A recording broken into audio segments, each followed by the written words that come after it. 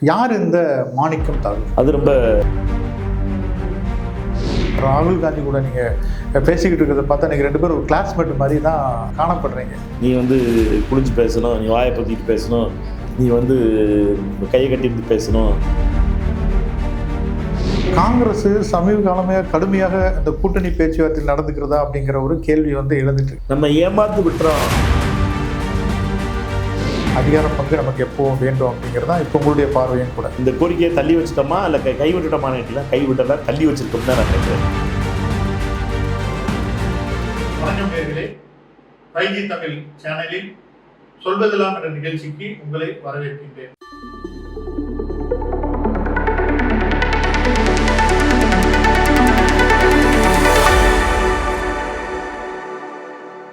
சட்டமன்ற தேர்தல் களத்தில் பல்வேறு பரபரப்புகளை ஏற்படுத்திக் கொண்டிருக்கின்ற காங்கிரஸ் நாடாளுமன்ற உறுப்பினர் மாணிக்கம் தாகூர் அவர்களை இன்று நாம் சிறப்பு நேர்காணல் காண இருக்கின்றோம். வணக்கம். யார் இந்த மாணிக்கம் தாகூர்? மாணிக்கம் தாகூர் யாரு? மாணிக்கம் தாகூர் சிவகங்கையில் பிறந்தவன். எங்கள் அப்பா ஒரு தமிழ் ஆசிரியர். பேர் பகீரதனாச்சி அப்பன்னு பேர். அம்மா கௌசல்யா. அம்மா தவறி போயிட்டாங்க இப்போ 2019. அப்பா இன்னும் சிவகங்கையில் இருக்காங்க. என்னுடைய சகோதரியும் ஒரு அண்ணன் இருக்காங்க.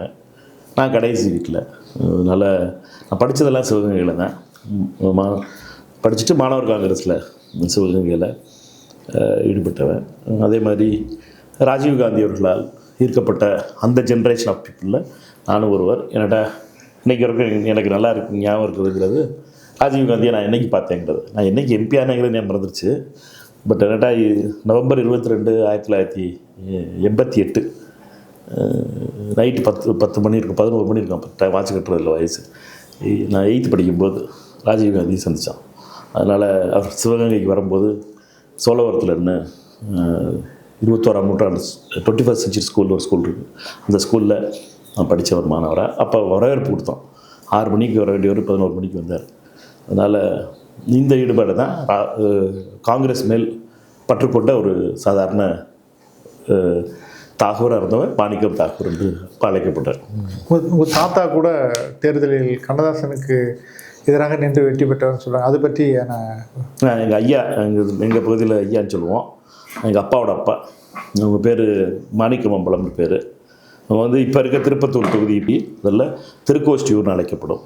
1952 சட்டமன்ற உறுப்பினர்களாக அவர் தேர்ந்தெடுக்கப்பட்டாங்க. கவிஞர் கண்ணதாசன் அவர்கள் அப்போ நிற்கும்போது அவர்களை தோற்கடித்தவர். அவர்களை பொறுத்த மட்டும் ஒரு தடவை சட்டமன்ற உறுப்பினராக, அதுக்கு முன்னாடி ஜில்லா போர்டு தலைவராக இருந்தவங்க. அப்போ இதெல்லாம் நான் பிறக்கிறதுக்கு முன்னாடி. அதுக்கப்புறம் எங்கள் அப்பா தமிழாசிரியராக அவர்களை பொறுத்த மட்டும் அரசியலில் அவர்களுக்கு ஈடுபாடு கிடையாது. ஆனால் எங்கள் சித்தப்பா திரு சுதர்சன் ஆட்சியப்பன் அவர்களை பொறுத்த மட்டும் அவர்களுக்கு அரசியல் ஈடுபாடு உண்டு. அவர்களுடைய வரலாறு என்பது எல்லாருக்கும் தெரியும். அதனால் எங்கள் தாத்தாவை பொறுத்த வரைக்கும் அவங்க 73 நான் பிறந்து ஒரு வருஷத்தில் அவங்க இறந்து விட்டாங்க. 76 இறந்து விட்டாங்க. இதுதான் எங்களுடைய அரசியல் பூர்வமான வரலாறு. ராஜீவ்காந்தி சாரை பார்த்து ஈர்க்கப்பட்டீங்க. அதுக்கப்புறம் படிப்படியான விருதுநகர் வரைக்கும் உள்ள பயணம் அது ரொம்ப ட்விஸ்ட் டர்ன்லாம் உள்ளது. 88க்கு அப்புறம் 89 தேர்தல் நடந்துச்சு. அதில் கை சின்ன வரைகிறதுக்கு பழகினேன். 89 பார்லிமெண்ட் தேர்தல் திரு ப. சிதம்பரம் அவர்கள் இருந்தாங்க. சட்டமன்ற தேர்தல் ஒன்று நடந்துச்சு. அதுக்கடுத்து ப. சிதம்பரம் அவர்கள் தேர்தல் நடந்துச்சு. அதுக்கடுத்து 91 திரு ப. சிதம்பரம் அவர்களுடைய தேர்தல். அந்த தேர்தல்களில் ரொம்ப மிக முக்கியமான மிகப்பெரிய இழப்பு தமிழ்நாட்டுக்கு நடைபெற்றுச்சு. அதாவது ராஜீவ்காந்தி அவருடைய இழப்பு. அப்போ நான் ஏறக்குறைய 11th வந்துட்டேன். அப்போ அது அந்த பருவத்தில் மிகப்பெரிய பாதிப்பை உருவாக்கணும் என்பதும் நம்மை பொறுத்த மட்டும் தமிழக மண்ணில் ராஜீவை இழந்தது என்பது ஒரு பெரிய பாதிப்பாக ஏற்பட்டது. அதனால் காங்கிரஸ் கட்சியில் இருந்தால். ஆனால் என்னென்னா திரு நரசிம்மராவ் அவருடைய அரசு, நான் இப்போ காலேஜ் படிக்கும்போது பெங்களூர் யூனிவர்சிட்டியில் எனக்கு லாவில் கிடச்சிச்சு. அதனால் அங்கே படிக்க போயிருந்தேன். அதனால் மாணவர் காங்கிரஸில் ஈடுபடுறது என்பது அங்கே படித்துக்கொண்டே ஈடுபடுவதும் இருந்தோம். 96 ஒரு மிகப்பெரிய ஸ்பிளிட் ஏற்பட்டுச்சு காங்கிரஸ் கட்சியில் தமிழ்நாட்டில். தொண்டர்கள் நினைத்த ஒரு முடிவை நரசிம்மராவ் எடுக்காதனால ஒரு கட்சி உருவான மூப்பனார் அவர்களும் மற்ற பெரியவர் மூப்பனார் அவர்களும். ஆனால் நான் அப்போ கட்சியை விட்டு போகலை. நான் ராஜீவ்காந்தி கண்ட, இந்திரா காந்தி கண்ட அந்த கை சின்னத்தின் அடிப்படையில் காங்கிரஸ் கட்சி விட்டு நான் போகலை. அப்போ அதனால் காங்கிரஸ் கட்சியில் இருந்தேன் அப்போ. ரொம்ப கம்மியான ஆள் தான் இருந்தோம் அப்போ. அதனால் அப்போ மாணவர் காங்கிரஸில் மாநிலத்தில் செயலாளராக நினைக்கிறேன். டாக்டர் செல்லக்குமார் அவர்களும் திரு விடியல் சேகர் அவர்கள் தான் என்னை மாநில அளவுக்கு கொண்டு வந்தவங்க. டாக்டர் செல்லக்குமார் அவர்கள் என்னை மாநில செயற்குழு உறுப்பினராக மாணவர் காங்கிரஸில் 94 நினைக்கிறேன் 4-5 போட்டாங்க. 96 அந்த ஸ்பிளிட் நடந்துச்சு. 96 ஸ்பிளிட்டுக்கு அப்புறம் மாநில தலைவராக திரு சிரஞ்சீவி நியமிக்கப்பட்டார். அவர் என்னைய பொதுச்செயலாளராக நியமித்தார். 97 அகில இந்திய பொதுச்செயலாளராக என்னை நியமித்தாங்க. ஏன்னாட்டா டெல்லிக்கு ஒரு பெரிய இது இருக்கும். அப்புறம் எந்த ஒரு கமிட்டி போட்டாலும் சரி சவுத்துலேருந்து யாராவது இருக்குன்னு நினைப்பாங்க. செல்வி அல்கா லம்பா அவர்கள், இப்பொழுது திருமதி அல்கா லம்பா அவர்கள் தலைவராக இருந்தாங்க. அப்போ அவருடைய அந்த சகோதரி அவர்களிருந்து அகில இந்திய பொதுச்செயலாளராக இருந்தாங்க. அப்போ நான் டெல்லிக்கு போனது 97. அதுக்கு முன்னாடியே நான் இதுக்காக சித்தப்பாவோட நான் டெல்லிக்கு போயிருக்கேன். அவர்களுக்கு சீட்டு கேட்குறதுக்காக அவர் டெல்லியில் ப்ராக்டிஸ் பண்ண ஆரம்பிச்சிட்டேன் அப்போ. ஆனால் என்னட்டனா அவருக்கு பொறுத்த மட்டும் அவர்களுக்கு கிடைக்கல அப்போ 96. பட் என்னையை பொறுத்த வரைக்கும் அகில இந்திய பொதுச்செயலாளராக நான் 97 ஆனேன். அதற்கு பின்னாலே முதல்ல அகில இந்திய பொதுச்செயலாளர் 4 பேர் போட்டிருந்தாங்க. அது 4 பேரில் நான் ஒருவர். அதனால் டெல்லி யூனிவர்சிட்டி ஒரு டெல்லி பல்கலைக்கழகத்துக்கு ஒரு யூனிவர்சிட்டி ஸ்டூடெண்ட்ஸ் யூனியன் உண்டு. 52 கல்லூரிகள் சேர்ந்தது அந்த யூனியன். 97 தேர்தல் மாணவர் காங்கிரஸ் தோற்று போச்சு. NSUI national students union of இந்தியாங்கிற சொல்கிறது. ABVPக்கும் NSUIக்குமான போட்டி அது. அப்பொழுது எனக்கு ஹிந்தி பாணியை தவிர வேறு எதுவும் தெரியாது. ஆனால் 97 ஆரம்பித்து அடுத்து 98க்குள்ளே காங்கிரஸ் கட்சியில் மிகப்பெரிய மாற்றம் நடந்துச்சு. கேசரி ஒரு தேர்தல் தோற்றுச்சு. சீதாராம் கேசரி தோற்றோன்னே சோனியா காந்தி அம்மையார் தலைவராக இருந்தாங்க. அந்த பீரியடில் எனக்கு அதே பொறுப்பில் இருந்தேன். ஆனால் டெல்லி பொறுப்பாளராக கொடுத்துருந்தாங்க ஒரு வருஷத்துக்கு முன்னாடி. அந்த ஒரு வருஷ பணியில் நான் என்னை பொறுத்த மற்றும் நாங்கள் டெல்லி யூனிவர்சிட்டியில் முதல்ல 4 பொறுப்புகள் இருக்கும். அதில் 4மே தோற்றுருந்துச்சு NSUI. அதில் 2 ஜெயித்தோம். அதனால் இப்பொழுது திரு முகுல் வாஸ்னிக் அவர்கள் இப்பொழுது டெல்லிக்கு தமிழ்நாட்டுக்கு பொறுப்பாளராக இருக்குது. திரு முகுல் வாஸ்னிக் அவர்கள் அகில இந்திய செயலாளர். அவர்களுடைய பார்வையில் நம்முடைய உழைப்புப்பட்டது. திரு ஆஸ்கர் ஃபெர்னாண்டஸ், திரு குலாம் நபி ஆசாத் போன்ற திரு நாராயணசாமி அவர்கள்லாம் அகில இந்திய செயலாளராக இருந்தாங்க. அப்போ அவர்களுடைய கண்ணில் படம் இருந்துச்சு நம்மளுடைய பணி.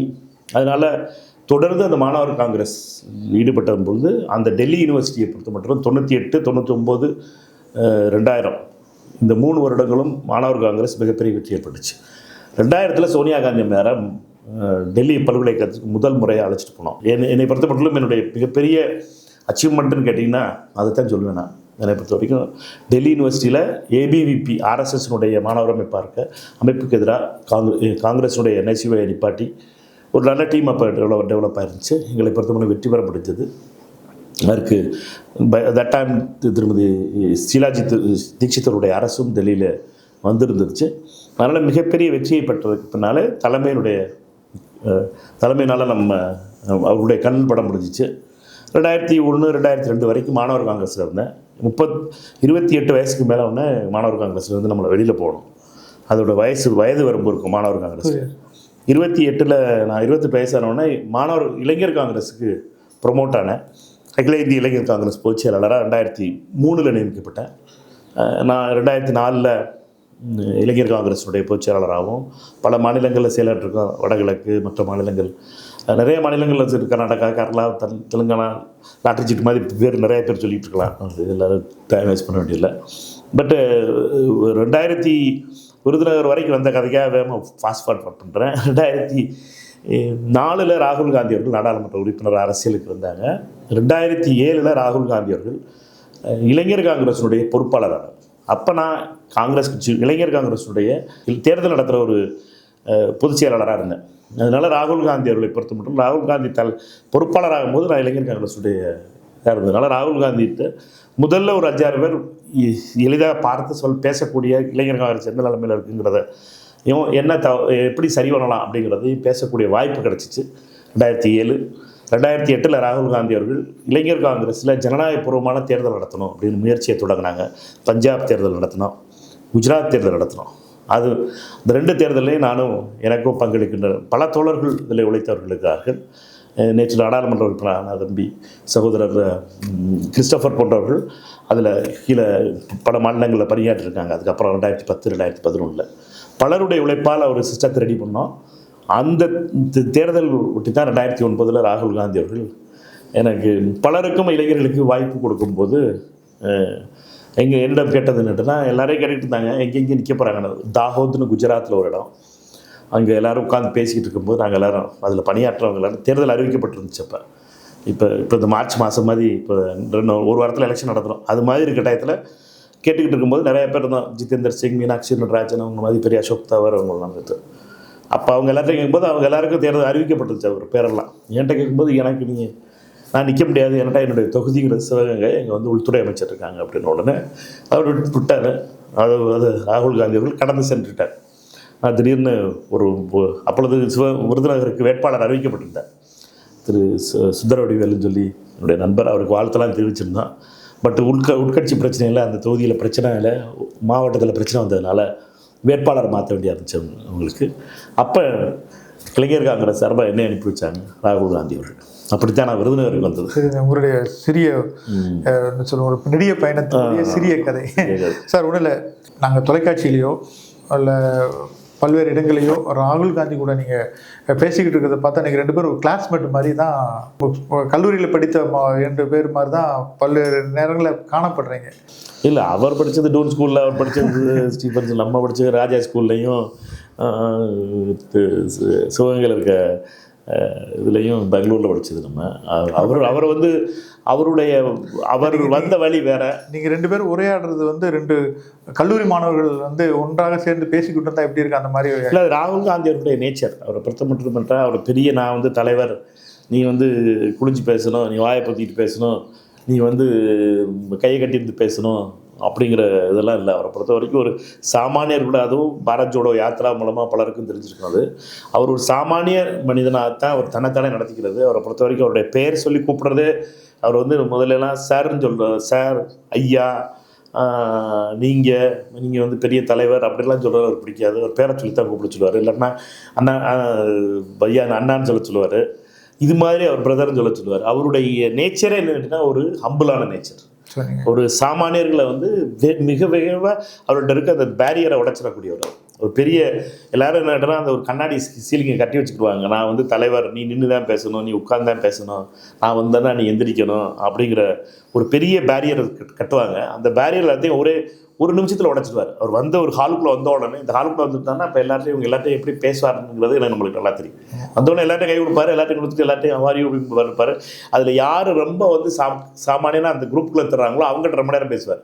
நம்ம யார்கிட்ட பேச மாட்டாங்கன்னு நினச்சிக்கிட்டு இருப்போமோ அவர்கிட்ட தான் அவர் பேசுவார் அதிகமாக. இது அவருடைய கேரக்டர். அந்த கேரக்டர்னால என்னட்டுன்னா அவர் வந்து அப்படிப்பட்ட பார்வைகள் இருக்கலாம். நீங்கள் சொல்லக்கூடிய இந்த பதில் வந்து மாநில கட்சிகள் இன்னும் அந்த இடத்துக்கு வரல அப்படிங்கிறத நாசுக்காக குறிப்பிட்டதான் நான் எடுத்துக்கிட்டுமா? அது எப்படிலாம் எடுத்துக்கலாம். என்னுடைய தலைவரை பற்றி நான் சொல்லிக்கிட்டு இருக்கேன்.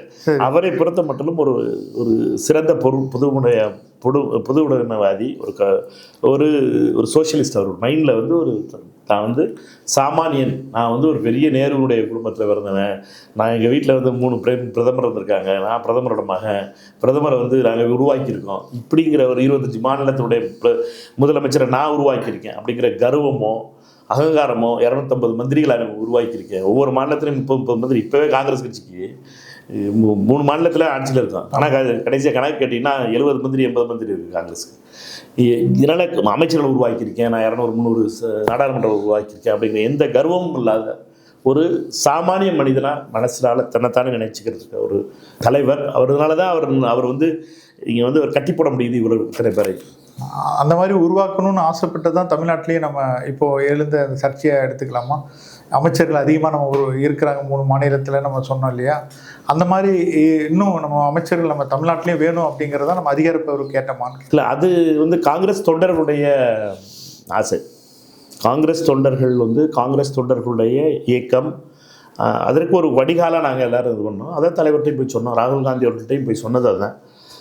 என்னென்னா காங்கிரஸ் கட்சிக்கு அதிகாரத்தில் பங்கு வேணும் அப்படிங்கிறது. இது ஏன்னு கேட்டிங்கன்னா காங்கிரஸ் கட்சி வந்து தமிழ்நாட்டில் வந்து காங்கிரஸ்க்கு அதிகாரம் இல்லாமல் போகிறதுனால நம்ம வந்து அவ்வளோ பெரிய விஷயங்களை வந்து நம்மளால் பண்ண முடியலை அப்படிங்கிறது ஒரு கான்செப்ட்டு. அதிகார பகிர்வு வேணும் அப்படிங்கிறதையும் சொன்னோம். அது நமக்கு எல்லாருக்கும் தெரியும். இப்போ அகில இந்திய காங்கிரஸ் கமிட்டி தலைவர் கார்கே அவர்கள் முடிவு செஞ்சுட்டாரு.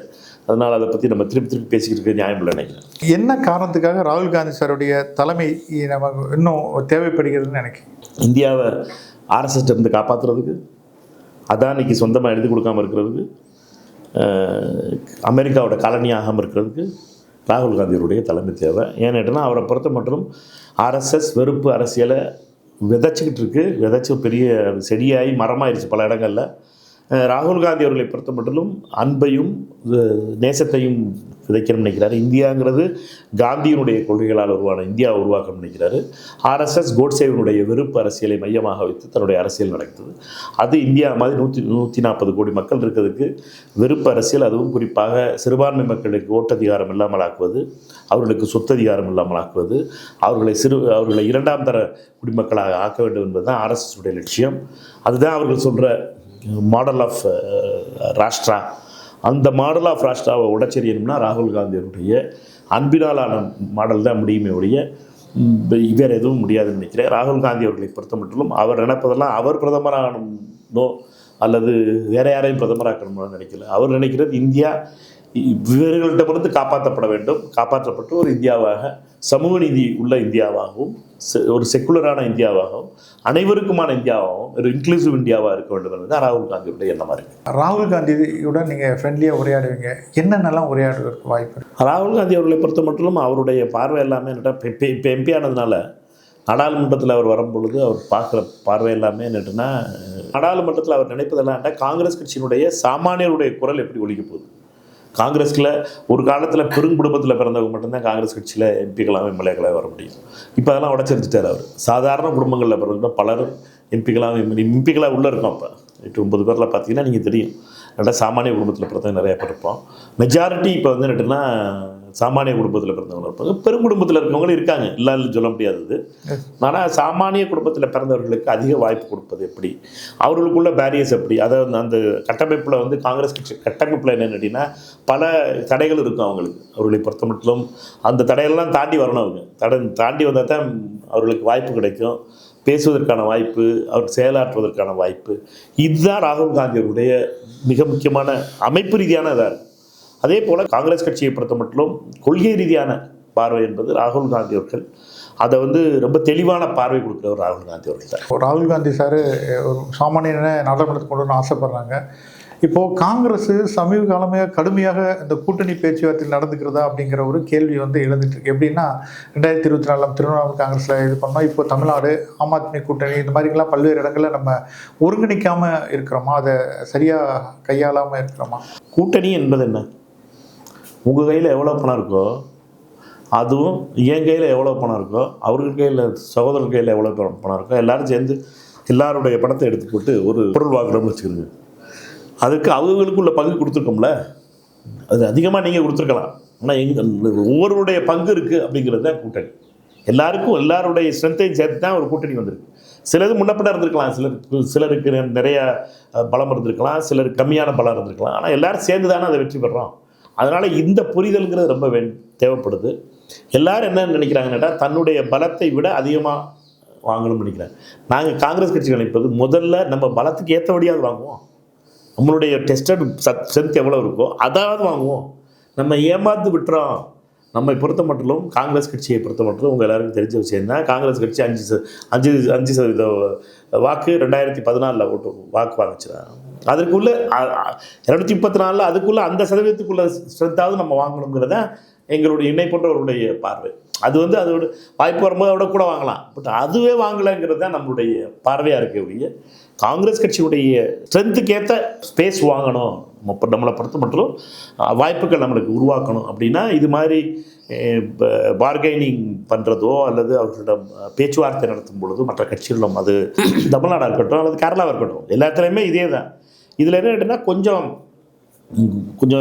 இதை வந்து மீடியா இப்போ ரொம்ப அட்டென்ஷனாக பார்க்குறதுனால ரன்னிங் கமெண்ட்ரி நிறையா நடந்துருது. அவ்வளோதான், வேறு ஒன்றும் வித்தியாசம் கிடையாது. இப்போ அதே கோரிக்கையில் தான் இன்னும் இருக்கிறோம் இல்லையா, அதிகார பங்கு நமக்கு எப்போவும் வேண்டும் அப்படிங்கிறது தான் இப்போ உங்களுடைய பார்வையும் கூட. இல்லை, காங்கிரஸ் கட்சியை பொறுத்த மட்டும் சொல்ல வேண்டிய சொல்லியாச்சு காங்கிரஸ் தலைவர்கிட்ட. காங்கிரஸ் தலைவர் கார்கே அவர்கள் வந்து அதுக்கான முடிவு எடுத்துட்டார். ஆனால் என்னையை பொறுத்த வரைக்கும் அந்த முடிவு 2026க்கான முடிவுன்னு நினைக்கிறேன். அவரை பொறுத்த வரைக்கும் இப்போ தள்ளி வச்சுட்டோம் அந்த முடிவு, அந்த கோரிக்கையை தள்ளி வச்சுருக்கோம். ஆனால் இந்த கோரிக்கையை தள்ளி வச்சுட்டோமா இல்லை கைவிட்டுட்டோமான்னு கேட்டிங்கன்னா கைவிட்டலாம், தள்ளி வச்சுருக்கோம்னு தான் நான் நினைக்கிறேன். தலைவர் கார்கே அவர்களுடைய முடிவு தள்ளி வைக்கப்பட்டிருக்கு. ஆனால் இது வந்து நம்ம கையை விட்டுறக்கூடாதுங்கிறது என்னை போன்றவர்களுடைய எண்ணமாக இருக்குது. உங்களுடைய கோரிக்கை வந்து பலத்த கோரிக்கையாக எழுந்த இடத்துல தமிழக காங்கிரஸ்லேருந்து யாருமே உங்களுக்கு ஆதரவாக குரல் கொடுக்கலையே? தொண்டர்களுடைய ஆதரவு இருந்துச்சு. காங்கிரஸ் தொண்டர்களுடைய ஆதரவை தான் நான் சொன்னேன்னு ஒழிய, இந்த கருத்தை எடுத்து செல்லக்கூடிய தலைவரோ மற்ற நிர்வாகிகளோ யாருமே உங்களுக்கு ஆதரவாக கொடுக்கலையே. அதை நீங்கள் எப்படி பார்க்கல? பலரும் பல நேரத்தில் பேசியிருக்காங்க. நாடாளுமன்ற உறுப்பினர்கள் பலரும் பல நேரத்தில் சொல்லியிருக்காங்க. சட்டமன்ற உறுப்பினர்கள் தனிப்பட்ட முறையில் சொல்லியிருக்காங்க. ஏன்னா சட்டமன்ற உறுப்பினர்கள் தேர்தல் நடத்த போகிறாங்க. இப்போ நீங்கள் ஒரு விஷயத்தை ரொம்ப புரிஞ்சுக்கணும். எப்போ வந்து இந்த பயம் வரணும்னு கேட்டிங்கன்னா, நீங்கள் வந்து கூட்டணியில் இருக்கோம், நம்மளுக்கு வந்து கூட்டணி கட்சி கோவப்பட்டு நம்மளுக்கு எதிர்ப்பாக அவங்க வேலை பார்ப்பாங்க, நம்மளுக்கு சீட்டு கொடுக்க மாட்டாங்க, நம்ம வந்து சட்டமன்ற உறுப்பினராக இருக்கணும், நம்ம எம்பியாக இருக்கணும் அப்படின்னு நினைக்கும் போது நான் தான் முதல்ல சொல்லிட்டேன், நான் அடுத்த தேர்தல் நிற்க போகிறதில்லை. 29 தேர்தல் நான் நிற்க போகிறதில்லைன்னு திருப்பரங்குன்றத்தில் நான் அறிவிச்சிட்டேன். இது ஒரு 3 மாதத்துக்கு முன்னாடி எங்கள் தலைவர்கிட்ட சொல்லி முடிச்சிட்டேன். நான் இந்த திறந்த மடலில் நீங்கள் சொல்கிறீங்களே நிற்க மாட்டேங்கன்னா அடுத்து என்ன? 2029 பாராளுமன்ற தேர்தலில் நான் நிற்க போகிறதில்லை. என்ன பண்ண போகிறீங்க? நான் காங்கிரஸ் கட்சிக்கு பணியாற்றிட்டு இருப்பேன். சரி, இதனுடைய என்ன காரணமாக இந்த மாதிரி ஒரு முடிவு, ஆர்ஷான முடிவு எடுக்கிறீங்க? என்ன, ஏன்னா ஒரு வேட்பாளர் வந்து 8 முறை 9 முறை நின்று அந்த சமுதாய பணியாற்ற நினைக்கக்கூடிய இடத்துல நீங்கள் இந்த மாதிரி ஒரு முடிவு எடுக்கிறது, இது எதை நோக்கியான பயணம்? இல்லை, என்ன கேட்டனா, நீங்கள் வந்து இதை பற்றி நீங்கள் பேசும்போது கூட்டணி கட்சிகளை, அதாவது பெரிய கட்சி சின்ன கட்சியாக இருக்கும்போது, ஜூனியர் பார்ட்னர் மேஜர் பார்ட்னராக இருக்கும்போது நீங்கள் என்னவா இருக்குன்னு அப்படின்னா, ஜூனியர் பார்ட்னர் வந்து யார் கேள்வி கேட்டாலும் சரி உடனே அவங்க மற்றவர்கள் கேட்க போகிற அந்த கட்சி சொல்ல போகிறதில்ல மேஜர் பார்ட்னர். பட் அந்த கட்சியை சார்ந்த நபர்கள் சொல்கிறது என்னென்னா, அடுத்த தேர்தலுக்கு நிற்கணும்ல நீங்கள், அதனால் கொஞ்சம் அடக்கி வாசிக்கணும்ல அப்படிங்கிற வார்த்தை தான் வரும். இது எதுனா, இது வந்து ஒரு அந்த பவரில் இருக்கங்கிறதுக்காக பேசுகிற பேச்சு. பயத்தின் வெளிப்பாடு அல்ல. பயத்தின் வெளிப்பாடு இல்லை. அதனால தான் என்னன்னா, நான் வந்து இது வேண்டியதில்லை. இல்லை, எனக்கு என்னையை பொறுத்த வரைக்கும் 3 தடவை எம்பியாக இருந்திருக்கேன். என்னை நான் பார்க்குற பார்வை, அடுத்த 2029 ராகுல் காந்தி பிரதமர் ஆகணும். இப்போ நீங்கள் ஆனால் என்னை சொல்லி முடிச்சிடறேன், 2029 ராகுல் காந்தி பிரதமர் ஆகணும். அந்த தேர்தலில் நான் உழைக்கணும். அது வரைக்கும் காங்கிரஸ் கட்சியை பொறுத்த மட்டும் நான் நாடாளுமன்ற உறுப்பினராக விருதுநகர் மக்களுக்கு தொடர்ந்து பணியாற்றிட்டு தான் இருப்பேன். அந்த பகுதியினுடைய எனக்கு வாக்களித்த 3 முறை வாக்களித்த அந்த மக்களுக்கு அவருடைய குரலாக பாராளுமன்றத்தில் ஒழித்து கொண்டு தான் இருப்பேன். RSSல அமித்ஷாவையும் மோடியையும் நெஞ்சுக்கு நேரம் எதிர்த்து தான் கேள்விக்கு தான் கேட்க போகிறோம். அது தொடர்ந்துட்டு தான் இருக்கு. இப்போயும் சஸ்பெண்ட் ஆகி தான் வெளியில் உட்காந்துருக்கான். நம்மளை பொறுத்த மட்டும் நம்மளை வெளியில் அனுப்பி வச்சுக்காந்து நாளைக்கு ஓம் பிர்லாவுடைய நம்பிக்கையில்லா தீர்மானம் 9ஆம் தேதி தொடக்க போகிறாங்க. நாங்கள்லாம் வெளியில் உட்காந்தானே போராட்டம் பண்ண போகிறோம். ஏன்னா 9 பேர் சஸ்பெண்டடில் இருக்கோம்ல. நாங்கள் எங்களை பொறுத்த மட்டும், என்னை பொறுத்த மட்டும் கொண்ட கொள்கையிலும் சரி, நான் வச்சுருக்க பாலிசியிலையும் சரி, எந்த விதத்திலையும் என்னுடைய தலைவர் பிரதமராக வேண்டும் என்பது என்னுடைய லட்சியம். அந்த லட்சியத்துக்கு தொடர்ந்து உழைப்பேன். அதே நேரத்தில் காங்கிரஸ் கட்சியினுடைய தொண்டர்களுடைய குரலை சொல்கிறதுக்கு எந்த விதத்திலையும் பயப்படக்கூடாதுன்னு நினைக்கிறேன். பிரவீன் சக்கரவர்த்தி அவர்கள் வந்து அந்த 5000 அறிவிப்பை வந்து மக்கள் நம்ப மாட்டார்கள்னு இப்போ அந்த கூட்டணியில், இப்போ கூட்டணி உறுதி செய்யறதுக்கு முன்னாடி அந்த அனௌன்ஸ்மெண்ட் வந்தோன்னா சொன்னார். இதெல்லாம் வந்து காங்கிரஸ் திமுக கூட்டணிக்குள்ள அந்த மன உளைச்சலை ஏற்படுத்திகிட்டே இருக்குமா? இது எந்த மாதிரியான வார்த்தையை எடுத்துக்கலாம் நம்ம? இல்லை, அது வந்து அவர் சொன்ன விதம்ங்கிறது வேற, ஆனால் புரிந்து கொள்ளப்பட்ட விதம்ங்கிறது வேறு. அது அந்த பார்வையில் நான் வேறுபடுறேன். என்னை பொறுத்த மட்டும் 5000 ரூபா கொடுத்ததுங்கிறது மிக முக்கியமான ஒரு மாஸ்டர் ஸ்ட்ரோக்னு நினைக்கிறேன். 2வது என்னட்டுன்னா, 5000 ரூபாய் நீங்கள் மாதம் கொடுக்கணும்னு நினைக்கிறேன். என்னை பொறுத்த வரைக்கும் ராகுல் காந்தி அவர்களுடைய இது கனவு 2019 நியாயம்னு சொல்லி ராகுல் காந்தி சொன்னது தத்துவம். அதாவது ஒரு குடும்பத்துக்கு, சாதாரணமான குடும்பங்களுக்கு 6000 ரூபா ஒரு மாதத்துக்கு தேவைப்படுது. எந்த குடும்பத்துக்கு 6000 ரூபா இல்லையோ அந்த குடும்பத்துக்கு அந்த பணத்தை கொடுக்கணும் அப்படிங்கிறத ராகுல் காந்தி அவருடைய. இப்போ 19 சொன்னது, இப்போ 26 இருக்கும். இப்போ 2500 ரூபாய் ஆயிடுச்சு. ஒரு குடும்பத்துக்கு தேவை 8500 ரூபா. 8500 ரூபா இல்லாமல் குடும்பங்கள் வந்து நடத்த முடியாத குடும்பங்கள் பல குடும்பங்கள் இருக்குது. அவர்கள் தான் ரேஷன் கடையில் இன்றைக்கி வரிசையில் நின்று அரிசி வாங்குறவங்க எல்லாருமே அவர்களுடைய சூழ்நிலை இருந்தால் அந்த குடும்பங்களுக்கு டைரெக்டாக அரசு பணம் கொடுக்கணுங்கிறது தான் ராகுல் காந்தி அவருடைய தத்துவம். அதை இம்ப்ளிமெண்ட் பண்ணுறதுக்கான முயற்சிகள் தான் கர்நாடகத்தில் 2000 ரூபா கொடுத்துக்கிட்டு இருக்காங்க. ஒரு மாதத்துக்கு 2000 ரூபா காங்கிரஸ் கவர்மெண்ட் கொடுத்துக்கிட்டு இருக்கு கர்நாடகாவில். தமிழ்நாட்டில் 1000 ரூபா கொடுத்துக்கிட்டு இருக்காங்க. அடுத்து வெற்றி பெற்று வந்தால் கொடுப்போம்ங்கிறது ப்ராமிஸ். ஆனால் என்னென்னு கேட்டிங்கன்னா, இந்த பணம் கொடுப்பது என்பது மிக முக்கியமானது. ஆனால் திரு பிரவீன் அவர்கள் சொன்னது என்னென்னு கேட்டிங்கன்னா, 6-7 மாநிலங்களில் கொடுத்துருக்காங்க, அதில் வந்து அறிவிச்சிருக்காங்க, கொடுத்துருக்காங்க. அதில் ரிசல்ட் வந்து இப்படி வந்திருக்குன்னு அவர் ஒரு டேட்டாவை சொல்கிறாரு. அவருடைய டேட்டாவை அப்படியே வச்சுக்க வேண்டியது. அவர் வந்து கொடுத்தா தோத்துருவோம்னு சொல்லல. அவர் வழக்கமாக வந்து ஒரு கட்சியும் சொல்லலையே, அது அவருடைய தனிப்பட்ட கருத்து அந்த மாதிரி எடுத்துக்கலாமா? இல்லை அது ஒவ்வொருடைய பார்வை. காங்கிரஸ் ஒரு ஜனநாயக கட்சி. இங்கே வந்து எங்களை பொறுத்த மட்டும் இது சொல்லக்கூடாது அது சொல்லக்கூடாதுன்னு சொல்ல மாட்டாங்க. ஒரு காலத்தில் மட்டும் 2017 ஜனவரி 17ஆம் தேதி தான் கூட்டணி ஆட்சியை பற்றி வெளியில் சொல்லக்கூடாதுனாங்க. 17ஆம் தேதியில் ஆரம்பித்து நாங்கள் யாருமே பேசலை. எப்போ வந்து அமைச்சர்கள் பேச ஆரம்பித்தாங்களோ அப்போ தான் நான் பதில் சொல்ல ஆரம்பித்தோம். Not in A day but definitely one day. What you mean sir? ஒரு நேர்மையான ஒரு ஆட்சி தமிழகத்தில் ஒரு நாள் வரணும். தளபதினா உங்களுக்கு யார் ஞாபகம் வருது சார்? தளபதினா தளபதி